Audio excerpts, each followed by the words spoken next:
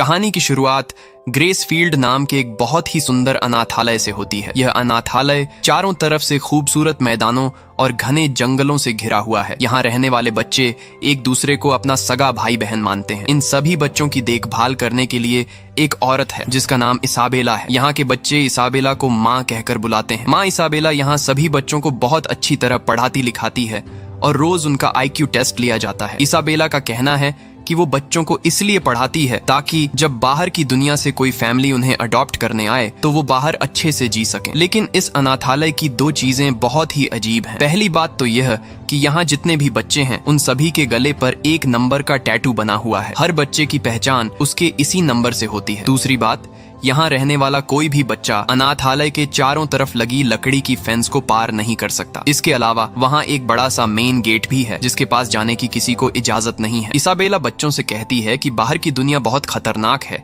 इसलिए उन्हें इसी फेंस के अंदर रहना चाहिए और कभी बाहर जाने की कोशिश नहीं करनी चाहिए। यहाँ हमारी मुलाकात अनाथालय के 3 सबसे बड़े और होशियार बच्चों से होती है जिनके नाम है एमा, नॉर्मन और रे। दोपहर के समय ये सभी बच्चे मैदान में पकड़म पकड़ाई का गेम खेलते हैं। नॉर्मन अपने तेज दिमाग की वजह से जंगल में छिपे सभी बच्चों को बहुत आसानी से ढूंढ निकालता है, यहाँ तक कि वो सबसे फुर्तीली एमा को भी अपनी चाल में फंसाकर पकड़ लेता है। यह गेम असल में इन बच्चों की दिमागी और शारीरिक कसरत का एक हिस्सा है जिससे उनकी सोचने की क्षमता बढ़ती है। इसी बीच अनाथालय में एक खबर आती है कि कानी नाम की एक 6 साल की छोटी बच्ची को एक फैमिली ने अडॉप्ट कर लिया है। कानी बहुत ही मासूम लड़की है जो हमेशा अपने हाथ में एक खरगोश का टेडी बियर रखती है जिसे वो अपना सबसे अच्छा दोस्त मानती है। अनाथालय का नियम है कि जो बच्चा एक बार यहाँ से अडॉप्ट होकर चला जाता है वो कभी वापस नहीं आता। शाम को कानी की विदाई होती है। सभी बच्चे बहुत उदास होते हैं। कानी रोते हुए सबसे वादा करती है कि वो बाहर की दुनिया में जाकर सबको लेटर्स जरूर भेजेगी। लेकिन यहाँ नॉर्मन और रे सोचते हैं कि आज तक जितने भी बच्चे यहाँ से गए किसी ने भी कभी कोई लेटर नहीं भेजा। खैर, माँ इसाबेला कानी का हाथ पकड़कर उसे मेन गेट की तरफ ले जाती है। कानी के जाने के थोड़ी देर बाद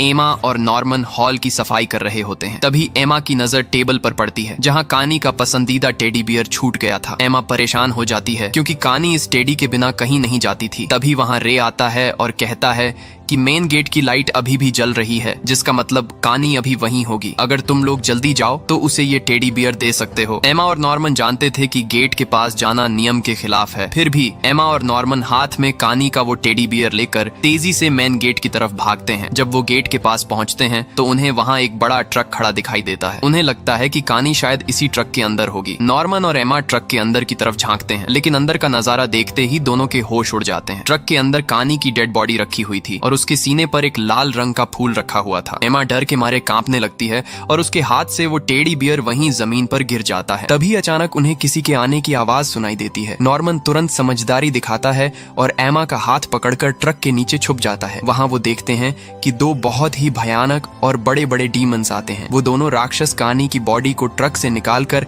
एक पानी से भरे कैप्सूल में डाल देते हैं। वहां वो राक्षस आपस में बात कर रहे होते हैं कि इस जगह के इंसानों का मीट बहुत ही अच्छी क्वालिटी का होता है और इन बच्चों को सिर्फ हमारे खाने के लिए ही यहाँ पाला जाता है। उनकी बातें सुनकर एमा और नॉर्मन को पूरा सच समझ में आ जाता है कि उनका यह अनाथालय असल में कोई अच्छी जगह नहीं बल्कि इंसानों का एक फार्म है जहाँ सभी बच्चों को डीमंस का खाना बनाने के लिए रखा गया है। तभी वहाँ माँ इसाबेला आ जाती है। वो उन राक्षसों से बहुत ही नॉर्मली बात करती है और वादा करती है कि अगली बार वो उनके लिए और भी इंटेलिजेंट बच्चा तैयार रखेगी क्योंकि राक्षसों के यहाँ इंटेलिजेंट बच्चों का मीट सबसे बेस्ट माना जाता है। इसी बीच एक राक्षस को हवा में बच्चे की खुशबू आ जाती है। वो नीचे चेक करता है तो उसे जमीन पर गिरा कानी का टेडी बियर मिलता है। राक्षस उसे उठाकर इसाबेला को दे देता है। इसाबेला टेडी को देखकर समझ जाती है कि कोई बच्चा यहाँ आया था। हालांकि एमा और नॉर्मन राक्षस के देखने से पहले ही वहां से भागकर सीधे जंगल में पहुंच जाते हैं। जंगल में एमा बैठकर रोने लगती है। उसे यकीन नहीं हो रहा था कि उसकी प्यारी इसाबेला एक बुरी इंसान है और वो जहां रहती है वो जगह कोई अच्छी जगह नहीं बल्कि इंसानों का एक फार्म है। नॉर्मन उसे शांत करता है और कहता है कि हमें इस अनाथालय से भागना होगा। इस पर एमा कहती है, हम यहाँ से अकेले नहीं भागेंगे, बल्कि अनाथालय के बाकी सभी बच्चों को भी अपने साथ लेकर जाएंगे। नॉर्मन भी उसका साथ देने का वादा करता है। अगले दिन एमा और नॉर्मन अनाथालय के माहौल में बिल्कुल नॉर्मल रहने की कोशिश करते हैं ताकि इसाबेला को उन पर कोई शक न हो। दोनों चुपके से अनाथालय की उस फेंस के पास जाते हैं। नॉर्मन एमा से कहता है, यहाँ से भागने के लिए हमें बहुत ही पक्की और मजबूत प्लानिंग करनी होगी। जब तक हमारा पूरा प्लान तैयार नहीं हो जाता तब तक हम बाकी बच्चों को इस सच के बारे में कुछ नहीं बताएंगे, वरना सब डर जाएंगे। इसके बाद दोनों उस एरिया की जांच करने के लिए फेंस को पार करते हैं। जंगल के आखिर में पहुंचकर वो देखते हैं कि आगे एक बहुत ही ऊंची और विशाल दीवार बनी हुई है। उस दीवार को बिना किसी मदद के पार करना नामुमकिन था। नॉर्मन समझ जाता है कि दीवार पर चढ़ने के लिए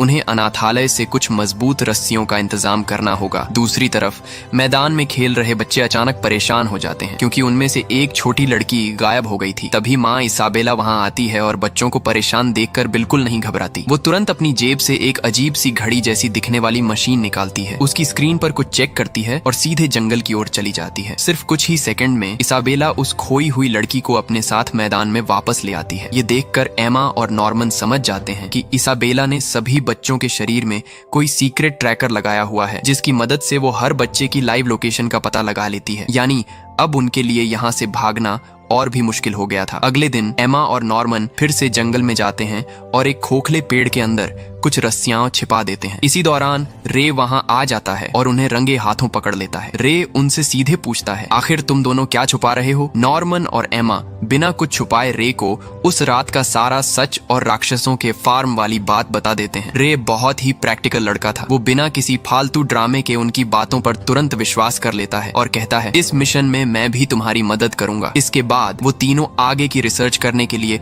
अनाथालय की लाइब्रेरी में जाते हैं। वहां रे उन्हें कुछ खास किताबें दिखाता है। उन सभी बुक्स पर एक उल्लू का स्टैंप लगा हुआ था और उसके चारों तरफ एक अजीब सा कोड लिखा हुआ था। जब वो तीनों मिलकर उस कोड को डिकोड करते हैं तो उन्हें पता चलता है कि विलियम मिनर्वा नाम का कोई आदमी इस अनाथालय की पूरी सच्चाई जानता है। उसने इन बुक्स के जरिए बच्चों के लिए सीक्रेट मैसेज छोड़े हैं कि सभी बच्चों को इस अनाथालय से भाग जाना चाहिए। इस खुलासे से बच्चों को उम्मीद की एक नई किरण दिखाई देती है। शाम के वक्त इसाबेला सभी बच्चों को अनाथालय के मेन हॉल में इकट्ठा करती है। वो सबको बताती है कि बच्चों की देखभाल में मदद करने के लिए आज से यहाँ एक नई असिस्टेंट आई है जिसका नाम सिस्टर क्रोम है। क्रोम दिखने में काफी अजीब और डरावनी लग रही थी। उसे देखते ही एमा, नॉर्मन और रे थोड़े परेशान हो जाते हैं क्योंकि अब अनाथालय में उन पर नजर रखने के लिए एक की जगह दो दुश्मन आ चुके थे जिनसे बचकर भागना और भी मुश्किल होने वाला था। अगले दिन एमा, नॉर्मन और रे एक नई चाल चलते हैं। वो अनाथालय के सभी बच्चों को इकट्ठा करते हैं और जंगल में पकड़म पकड़ाई का गेम खेलने लगते हैं। लेकिन इस बार ये तीनों इस गेम के जरिए बाकी बच्चों को छिपना और अपनी जान बचाकर भागना सिखा रहे थे ताकि भागने वाले दिन बच्चे पैनिक न हों। उसी रात एमा, नॉर्मन और रे चुपके से मिलते हैं। नॉर्मन कहता है कि आज गेम के दौरान मैंने एक बात नोटिस की। हम जो भी प्लानिंग कर रहे हैं उसकी भनक इसाबेला को पहले ही लग जाती है। इसका मतलब साफ है कि इन बच्चों के बीच ही कोई ऐसा बच्चा है जो इसाबेला का जासूस है और हमारी हर एक हरकत की रिपोर्ट इसाबेला को दे रहा है। जासूस का पता लगाने के लिए नॉर्मन एक तगड़ा प्लान बनाता है। वो अपनी ही उम्र के दो और बच्चों डॉन और गिल्डा को टीम में शामिल करने का फैसला करता है जिस पर उन्हें शक था। जब नॉर्मन और एमा उन दोनों को अनाथालय और राक्षसों का सच बताते हैं तो डॉन को उनकी बातों पर बिल्कुल विश्वास नहीं होता। तब एमा डॉन को रोते हुए कहती है कि हम झूठ नहीं बोल रहे हैं, कानी अब इस दुनिया में नहीं है। एमा की सच्चाई देखकर गिल्डा को उनकी बातों पर पूरा भरोसा हो जाता है क्योंकि वो जानती थी कि एमा बच्चों से कितना प्यार करती है। इसके बाद डॉन भी मान जाता है। अब जासूस को रंगे हाथों पकड़ने के लिए नॉर्मन डॉन और गिल्डा को रस्सियां छुपाने की एक फर्जी जगह के बारे में बताता है। वो गिल्डा को बेड के नीचे और डॉन को सीलिंग के पीछे की जगह बताता है। वो देखना चाहता था कि इसाबेला को कौन सी जगह की खबर मिलती है। उसी रात अनाथालय का एक अनजान बच्चा चुपके से इसाबेला के कमरे के दरवाजे से एक सीक्रेट नोट डालता है। उस नोट में लिखा था कि बच्चों ने रस्सियां कहाँ छुपाई हैं और साथ ही यह भी लिखा था कि नॉर्मन एक बहुत ही चालाक और खतरनाक लड़का है। अगली सुबह नॉर्मन, एमा और रे उस जगह को चेक करने जाते हैं जहां उन्होंने रस्सियों को छुपा कर रखा था। वहां पहुंचकर वो देखते हैं कि रस्सियां वहां से गायब थीं। अब क्योंकि इन रस्सियों की जगह के बारे में उनके अलावा सिर्फ डॉन और गिल्डा को ही पता था, इसलिए सारा शक उन दोनों पर ही चला जाता है। रे गुस्से में कहता है कि देखा, मैंने पहले ही कहा था कि उन दोनों पर भरोसा नहीं करना चाहिए। डॉन या गिल्डा में से ही कोई एक इसाबेला का जासूस है। लेकिन तभी नॉर्मन बहुत ही शांति से मुस्कुराता है और कहता है कि नहीं रे, डॉन और गिल्डा में से कोई भी जासूस नहीं है। नॉर्मन बताता है कि असली जासूस कोई और है और उसने जानबूझकर तीसरी लोकेशन की जानकारी केवल एक खास व्यक्ति को दी थी। ये सुनकर रे चौंक जाता है। नॉर्मन धीरे से उसकी तरफ देखकर कहता है कि असली जासूस तुम हो। रे चुप हो जाता है और सच्चाई स्वीकार कर लेता है कि वह शुरू से इसाबेला के लिए काम कर रहा था, क्योंकि वह अपनी जान बचाना चाहता था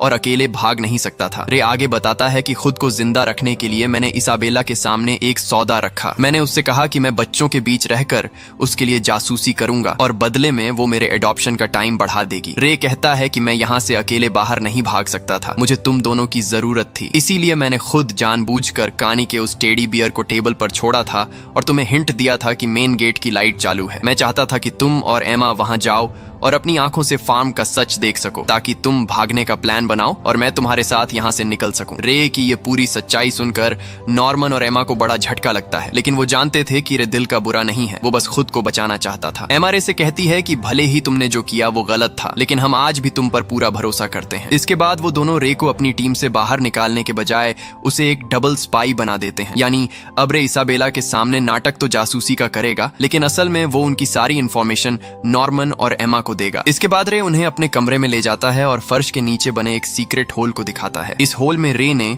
इसाबेला से छिपाई हुई बहुत सारी चीजें रखी थीं, जैसे कुछ गैस के कैन और एक खास गैजेट। रे बताता है कि यह गैजेट उसने खुद अपने दिमाग से तैयार किया है। ये गैजेट बच्चों के शरीर में लगे ट्रैकर के सिग्नल को पूरी तरह ब्लॉक कर सकता है, जिससे इसाबेला को उनकी लोकेशन का पता नहीं चलेगा। शाम को रे इसाबेला के पास जाता है। वो इसाबेला का ध्यान भटकाने के लिए उससे एक झूठ बोलता है कि माँ, एमा और नॉर्मन बहुत शातिर हो रहे हैं और वो आपके खाने में जहर मिलाने की प्लानिंग कर रहे हैं। लेकिन तभी इसाबेला रे को कहती है कि रे, तुम्हारी जासूसी का काम बहुत अच्छा है, लेकिन नियम के मुताबिक कुछ ही महीनों बाद तुम्हें भी अडॉप्ट कर लिया जाएगा। यानी अब रे की मौत का समय भी तय हो चुका था। इसाबेला की बात सुनकर रे अंदर से पूरी तरह हिल जाता है, लेकिन वो अपने चेहरे पर डर नहीं आने देता और वहां से चुपचाप निकल जाता है। अगले दिन पांचों बच्चे अपनी नई रस्सियों का टेस्ट करने के लिए उस विशाल दीवार के पास जाते हैं। वो देखना चाहते थे कि रस्सी दीवार पर टिक पाएगी या नहीं, लेकिन जैसे ही वो दीवार के पास पहुंचते हैं, सिस्टर क्रोम वहां आ जाती है और उन्हें रंगे हाथों पकड़ लेती है। बच्चों को लगता है कि अब उनका खेल खत्म हो चुका है और क्रोम जाकर इसाबेला को सब कुछ बता देगी। लेकिन तभी क्रोम कुछ ऐसा करती है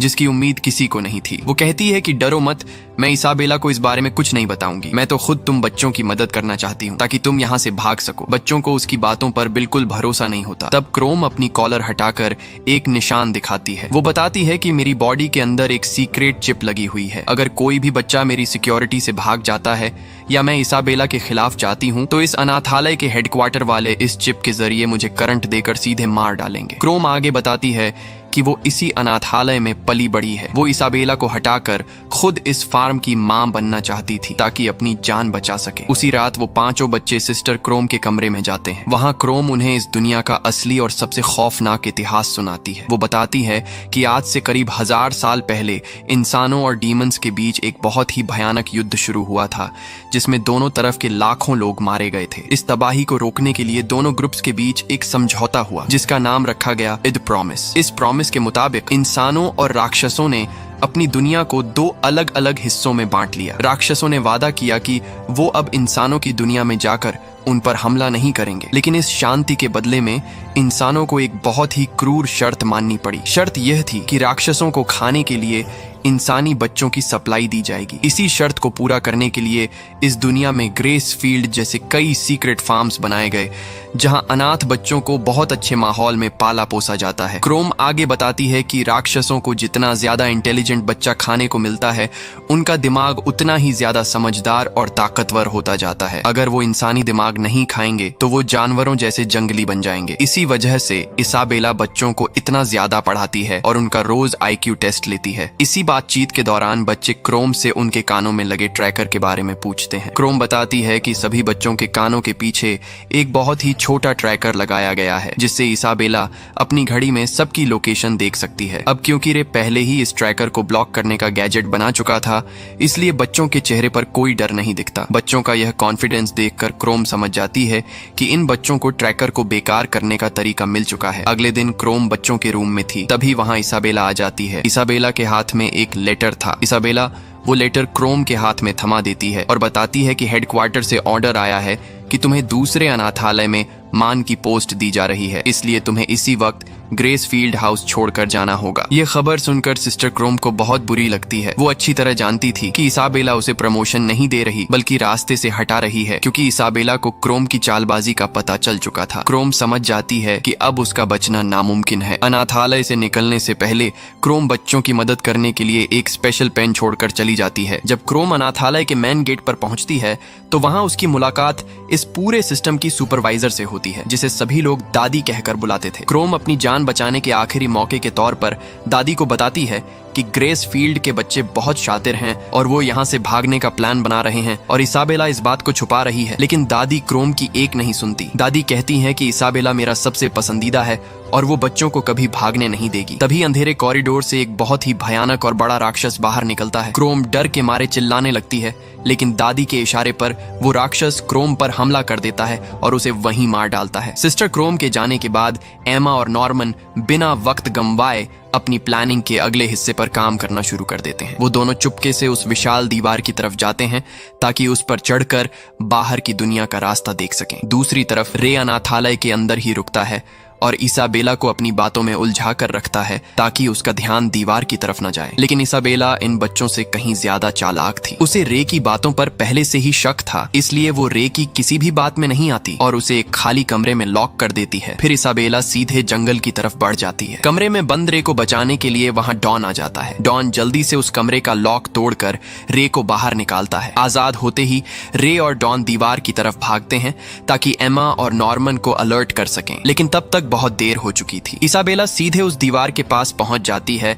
और उन दोनों को डांटने लगती है। इसाबेला कहती है कि मैंने तुम्हें इस अनाथालय में वो सब कुछ दिया जिसकी तुम्हें जरूरत थी, अच्छा खाना, अच्छे कपड़े, ढेर सारा प्यार और एक महफूज जिंदगी। फिर भी तुम लोगों ने अनाथालय के सबसे बड़े नियम को तोड़ने की कोशिश की। तभी एमा दौड़कर इसाबेला को पीछे से कसकर पकड़ लेती है ताकि इसाबेला हिल न सके। एमा चिल्लाकर नॉर्मन से कहती है कि नॉर्मन, तुम रुकना मत, जल्दी से दीवार के ऊपर चढ़ जाओ और यहाँ से भाग जाओ। लेकिन इसाबेला की ताकत एमा की सोच से कहीं ज्यादा थी। वो पलक झपकते ही खुद को एमा की पकड़ से छुड़ाती है और गुस्से में एमा का पैर इतनी बेरहमी से मरोड़ती है कि उसका पैर वहीं टूट जाता है। एमा दर्द के मारे जमीन पर गिरकर चीखने लगती है। एमा की यह हालत देखकर नॉर्मन के कदम वहीं रुक जाते हैं। वो एमा को इस दर्दनाक हालत में छोड़कर अकेले भागने से साफ इनकार कर देता है। इसाबेला मुस्कुराती है और कहती है कि तुमने बिल्कुल सही फैसला किया। इसके बाद वो बताती है कि हेडक्वार्टर से ऑर्डर आ चुका है। कल नॉर्मन का एडॉप्शन होने वाला है, यानी कल उसका आखिरी दिन है और उसे डीमंस के हवाले कर दिया जाएगा। उसी रात चारों बच्चे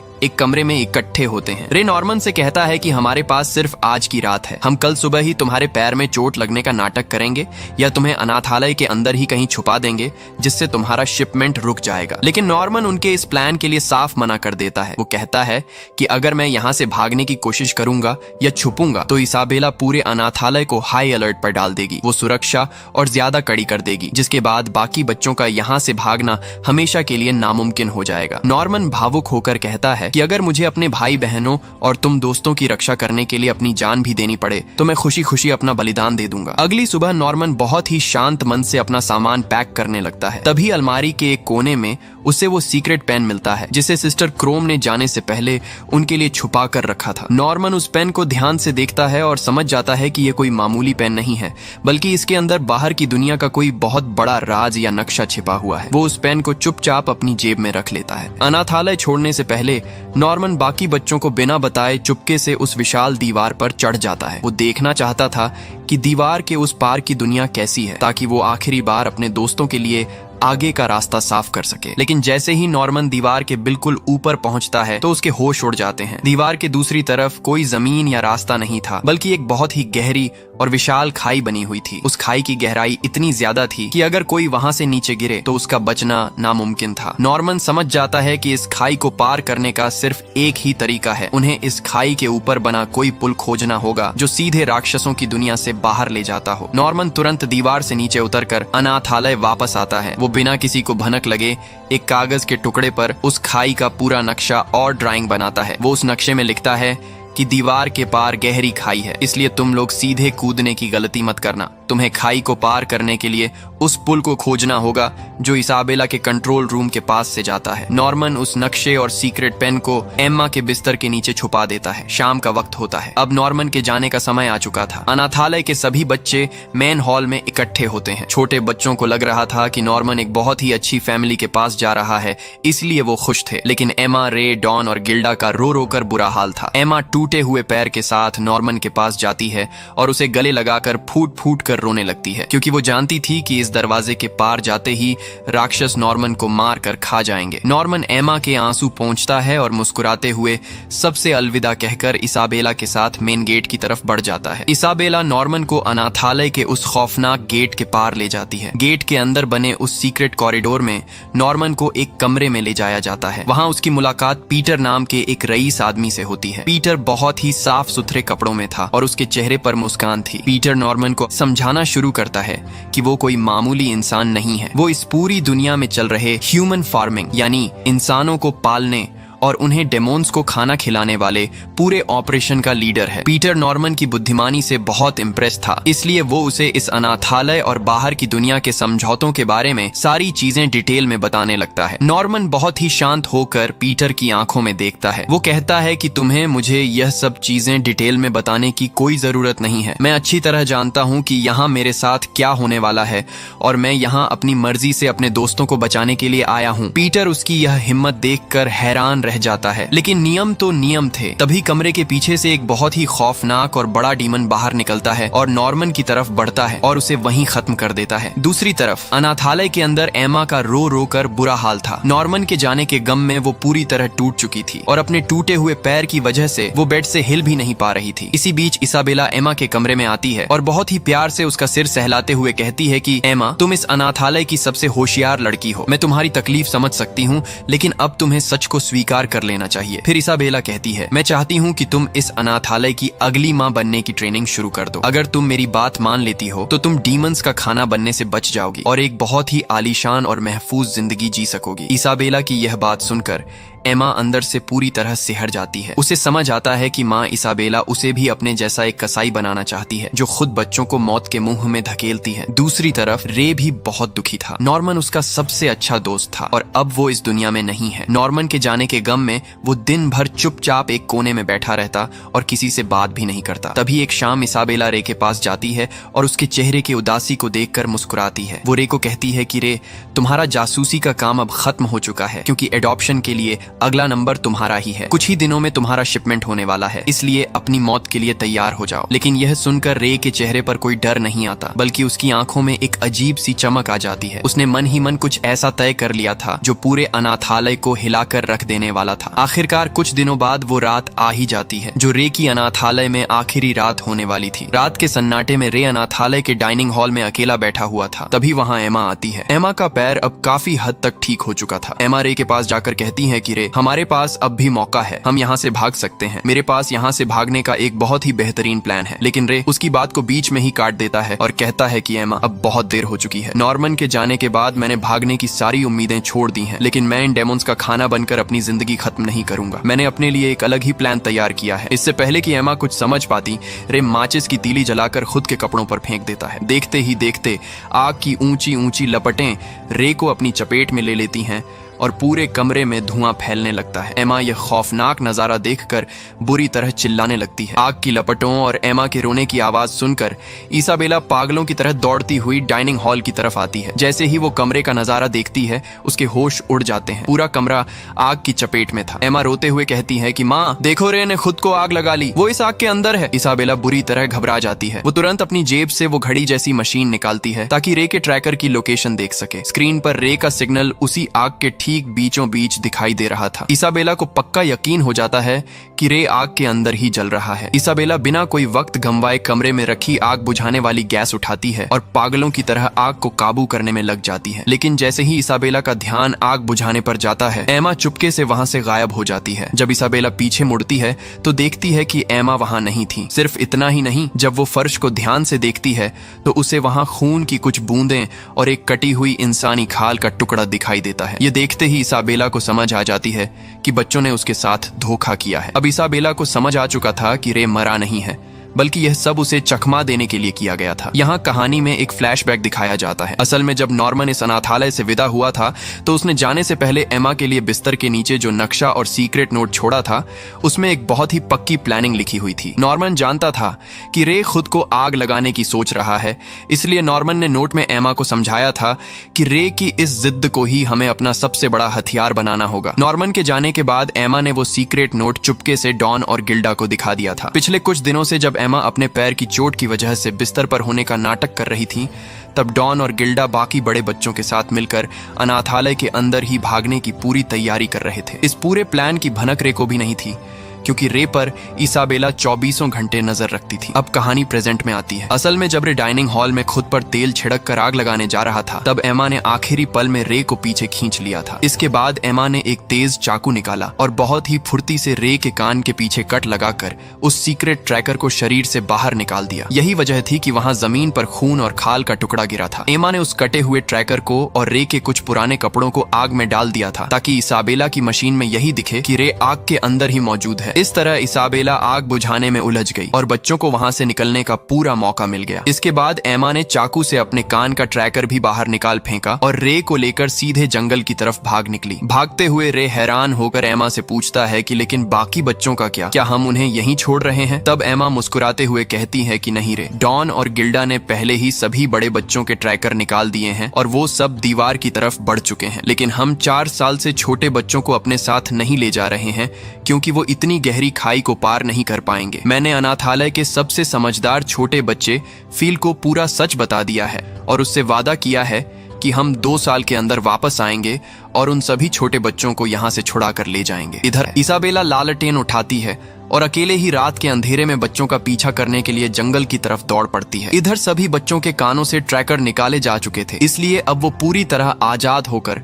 बिना किसी सुराग के आगे बढ़ रहे थे। कुछ ही देर में सभी बच्चे दौड़ते हुए उस ऊंची दीवार के पास पहुंचकर रस्सियों के सहारे ऊपर चढ़ जाते हैं। लेकिन जैसे ही वो दीवार के नीचे देखते हैं, बाकी बच्चों के होश उड़ जाते हैं। नॉर्मन ने अपने नक्शे में जो लिखा था वो बिल्कुल सच था। दीवार के ठीक दूसरी तरफ एक बहुत ही गहरी और भयानक खाई बनी हुई थी, जिसकी चौड़ाई बहुत ज्यादा थी। इतनी गहरी खाई को कूदकर पार करना किसी भी बच्चे के लिए बिल्कुल नामुमकिन था। लेकिन डॉन अपनी पूरी ताकत से उस रस्सी को हवा में लहराता है और खाई के दूसरी तरफ एक पेड़ की टहनी पर फंसा देता है। एक एक करके बच्चे अपनी कमर में हैंगर्स को फंसाते हैं और उस रस्सी के सहारे खाई के दूसरी तरफ जाने लगते हैं। देखते ही देखते ज्यादातर बच्चे बहुत ही समझदारी और फुर्ती से उस खौफनाक खाई को पार करके दूसरी तरफ की सुरक्षित जमीन पर पहुंच जाते हैं। अब दीवार पर सिर्फ एमा अकेली बची हुई थी। वो जैसे ही दूसरी तरफ जाने के लिए रस्सी पकड़ती है, तभी वहां इसाबेला आ जाती है। इसाबेला एमा को कहती है कि रुक जाओ एमा, आगे मत बढ़ना। तुम लोग इस बाहर की खतरनाक दुनिया में कभी जिंदा नहीं रह पाओगे। इसाबेला को अपने ठीक सामने देखकर एमा एक पल के लिए सहम जाती है, लेकिन वो तुरंत खुद को संभालती है। उसकी आंखों में इसाबेला के लिए अब कोई डर नहीं था। एमा कहती है, अलविदा माँ, हम बाहर की दुनिया में अपनी किस्मत खुद तय करेंगे। ये कहते ही एमा बिना कोई वक्त गंवाए रस्सी को पकड़ती है और हवा में छलांग लगा देती है। वो बहुत ही फुर्ती से जिप लाइन के सहारे उस गहरी खाई को पार करके दूसरी तरफ पहुंच जाती है। एमा के पहुंचते ही डॉन तुरंत चाकू से उस रस्सी को काट देता है। अब इसाबेला के पास उन तक पहुंचने का कोई रास्ता नहीं बचा था। दीवार पर खड़ी इसाबेला खाई के उस पार खड़े बच्चों को देखती है। वो चाहती तो अलार्म बजाकर हेडक्वार्टर से डेमोन्स की फौज बुला सकती थी, लेकिन वो ऐसा नहीं करती। बच्चों की इस कामयाबी और एमा की हिम्मत को देखकर इसाबेला का दिल पिघल जाता है। उसे अपना वो बचपन याद आ जाता है जब वो खुद इस फार्म से भागने का सपना देखती थी, लेकिन डर के मारे नहीं भाग पाई थी। इसाबेला के चेहरे पर एक हल्की मुस्कान आती है और वो उन बच्चों को कहती है कि जाओ बच्चों, अपनी जिंदगी जी लो और हमेशा खुश रहना। इसके बाद इसाबेला वापस अनाथालय लौट आती है। वो अनाथालय के बाकी बचे छोटे बच्चों को गले लगा लेती है और उनके साथ वहीं रुक जाती है। दूसरी तरफ सुबह की पहली किरण के साथ सभी बच्चे जंगल को पार करके एक बेहद खूबसूरत और खुली जगह पर आ जाते हैं। तभी एमा अपनी जेब से नॉर्मन का दिया हुआ वो सीक्रेट पेन निकालती है। जैसे ही वो उस पेन का बटन दबाती है, हवा में एक होलोग्राम स्क्रीन चालू हो जाती है। उस स्क्रीन पर बाहर की दुनिया का